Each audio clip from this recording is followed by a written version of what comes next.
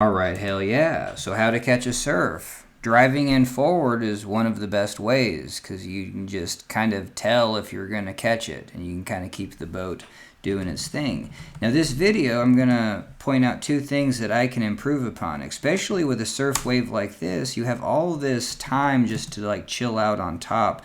The boat is actually kind of surfing around.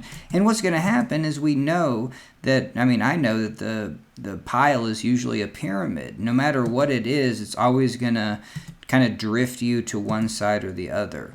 And so this video is going to be like, hey, how can I use my body position to do this exactly what I did right here? And I'm going to say, we're going to watch it so you can kind of just see, and I'm going to try to get better at that.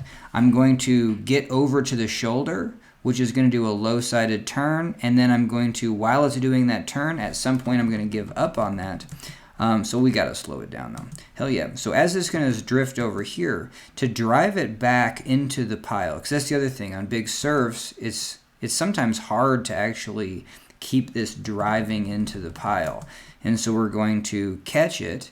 And if I get onto this tube right here, now I know I'm just using my instincts for this video, but I'm just like, hell yeah, if I do this again, I'm just going to know that if I get onto this shoulder tube, that it's actually going to rotate back into the pile. And I think if it does that, well, this is pretty superior because we do drift and we keep the boat nice and square. But what I'm thinking is that we could get onto this tube, drive into the pile, and then once we know that we have that motion kind of going this direction, then we can give up on this low side tube and then jump to the other side.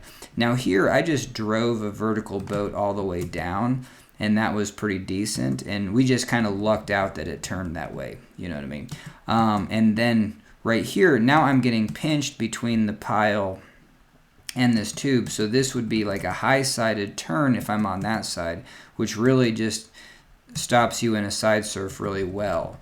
And so I'm just saying that I could be on this low-sided tube to actually work my way back to the pile, give up on that tube, because you don't want to be on this low-sided tube because it builds up too much resistance off this wave sometimes. That would be like a shove it. But I'm thinking there's enough time here to get on this low-sided tube, feel the boat kind of rotating past vertical, and then jump back to this high-sided tube right here, just so I know the boat's not going to bite. And what I've been noticing is if I don't want the boat to bite, I really need to dive right into that pile. Wherever that pile is, dive into it. So right there, and that's going to elevate all the catching portions of the boat, and then we would do a side surf. All right, so hell yeah. So how to catch a surf? Going forwards is pretty sweet. Know that you're going to roll over onto the shoulder, get on a low-sided tube if you need to get back into the pile. Switch positions so you know that you're going to go for the, anytime you're doing a low-sided surf turn, you always have to then jump for the toastered portion of the boat. So I'm going to say, like, if I was on this low-sided tube, this is the toaster portion, and then we go sideways. Because, and if I did lay on this tube, I could really drive this in on this side and it would actually pop, and that would be considered like a pop or a pop shove it,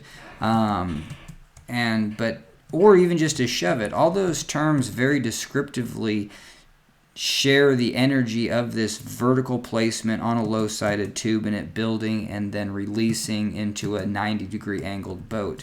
But if you're on the higher side, it just gently turns. And so that's also good to know that, hey, if my boat's flaring out this way, maybe I can, so if I'm catching a surf wave like this and I know it's going to drift me to the side, focus on this low side turn just to make sure that I'm headed back towards the pile, but then quickly jump to the other side. And in this case, it's not just the other side, but it's actually the other side and towards the pile, because this is the part that I almost missed.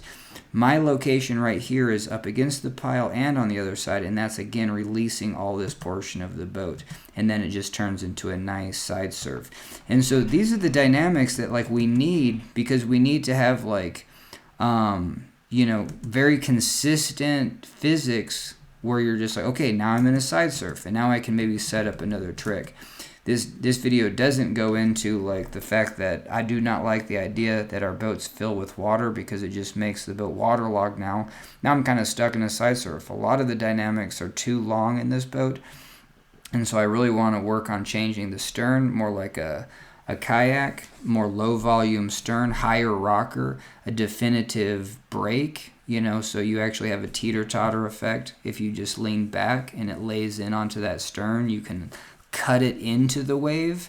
And so just because, look at this, such a struggle to do anything, and I think that can change. One, and the boat's just totally bathtub now, plus too much volume in the stern. I would keep all the volume in the bow and make the bow more toothed, to make it more like two big teeth, just like a paddle cat. That would provide a lot of stability.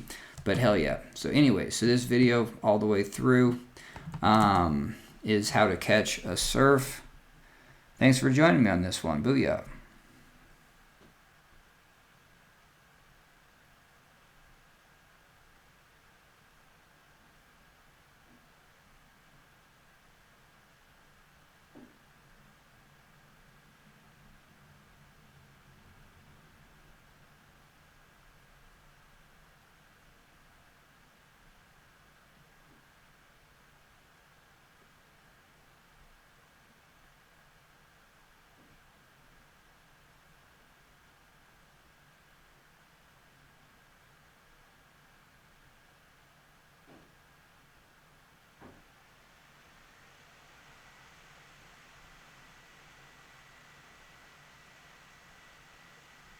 Hell yeah.